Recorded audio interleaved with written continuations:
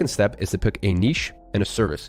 And this step is super, super important because when you get this right, you'll get clients 10 times as easy. The first is your client making at least $10,000 a month already? Now, the reason this is important is if you try to work in a niche where businesses make on average less than $10,000 a month, realistically, they won't be able to pay for your fee. Examples of good niches would be real estate agents, solar panel companies, successful offline stores looking to move online, e-commerce brands, law firms, pool installation services. Notice those are all businesses that have on average high revenue numbers and especially high average order value, which is basically the value customers pay them per transaction on average. Because this way, you only have to bring them a handful of new deals each month for them to get a return on investment on your service fee. I'll give you an example. An in-ground pool installation costs, on average, $35,000. So if you're charging them $5,000 a month and you manage to get them 1 to 2 new clients per month, they will be making a 7 to 14x return on the amount they're paying you. The second question you need to ask yourself is, do you understand the mechanics of this niche? Now, let me tell you what I mean by this question and why it's so important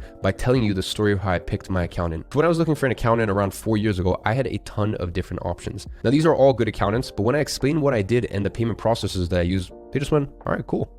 Now, at the end of the day, I had an online marketing agency, very progressive, so a lot of them just stared at me because they simply had no idea what I was talking about.